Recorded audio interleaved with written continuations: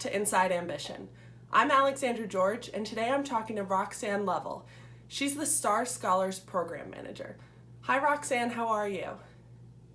Hi Alexandra, thanks for having me on. Of course.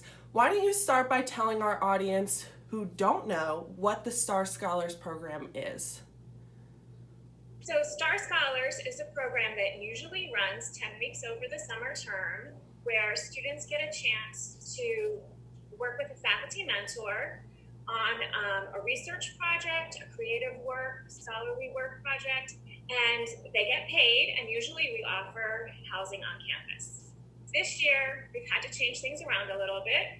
So we're still doing 10 weeks of faculty mentored research in the summer.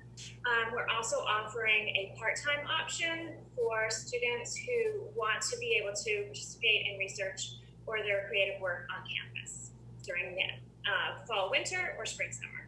Got it. Very cool. And you usually wouldn't offer anything in the fall, winter, or spring, summer? Correct. Usually it's strictly a summer program. And this program is only for rising sophomores or people that just finished their first year?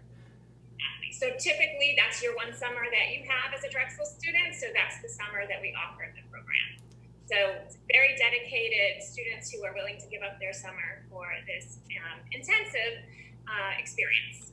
So were you guys able, I know that applications for STAR happened a lot earlier in the year, pre-COVID.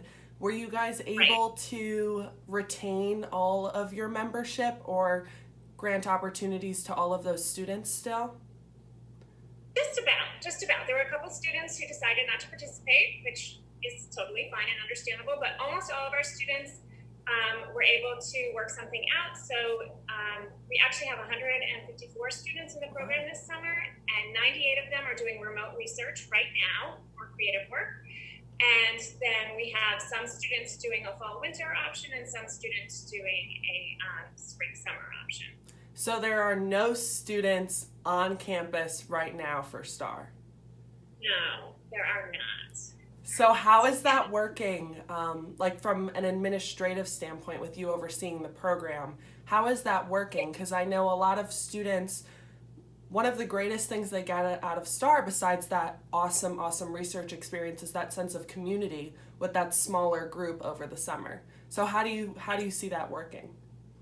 I'm so glad you asked me about that, because actually we were really worried about that too, because we know students love STAR because of the relationship they develop with their mentor and the skills that they develop and their introduction to a kind of different professional world.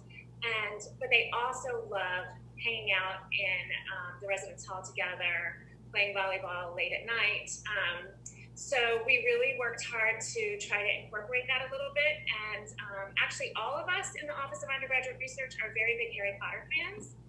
So we decided to take a little, borrow a little from there, and we developed different houses for all of our students. So we have 50 different houses that are like a Philly theme, like there's, soft pretzels, there's the trolleys, there's the Mario the Dragon group. And they have little challenges to do each week. So like this week, it's a virtual scavenger hunt of Philadelphia. And then there's also like a different social activity each week. And then they get house points for all of these things. And at the end of next summer, once everybody's completed STAR, we'll have a house championship.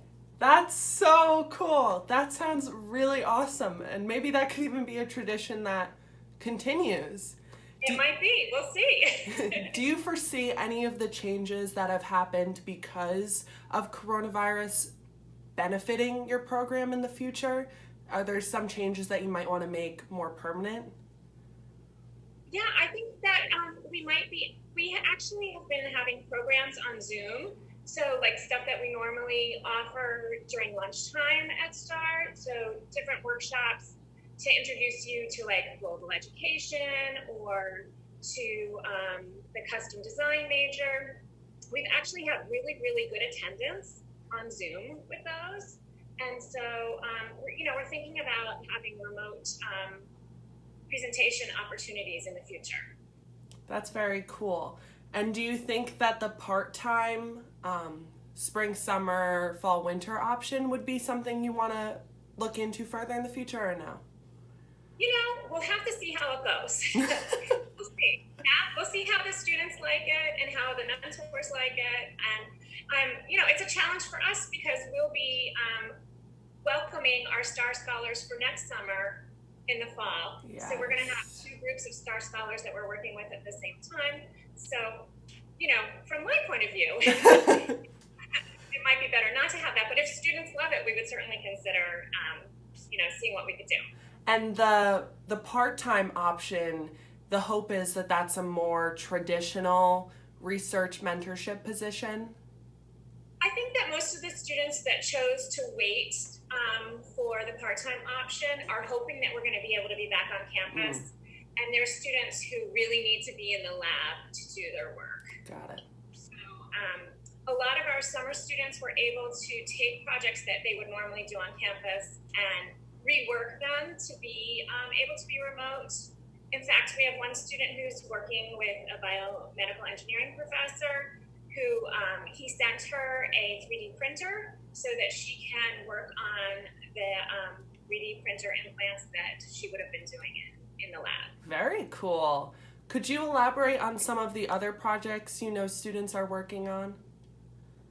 Sure. So another project that is ongoing, like kind of every summer, this Professor Eckert from the history department works with some STAR students on researching an environmentalist. Her name is Ruth Patrick, and she started promoting and advocating for environmental issues like in the 1930s. So, and all of her archives are at the Academy of Natural Sciences. Wow. Papers. So we have two students working on that over the summer. So they're focusing on works that have been digitized so that they can look at them. Yes. We have students doing all kinds of interesting things this summer that they are able to, take something. This is my whole thing about STAR this year. Maybe it isn't what you were expecting. It's not how you imagined STAR to be, but you can still learn so many awesome skills, both soft skills like working in a team and working remotely, and communication, as well as hard research skills, and have a really great time and a really great experience, even though it isn't how you expected it to be. Yeah, for sure. Well, if there are any students watching who are coming into Drexel this year and are interested in applying for the STAR program for next summer, what information do they need to know? So at the end of fall term, we will open up our application, and we would encourage you to apply. We love to hear stories of people, of what they're interested in, what they're passionate about. We'll have many info sessions, maybe on Zoom, maybe in person, who knows?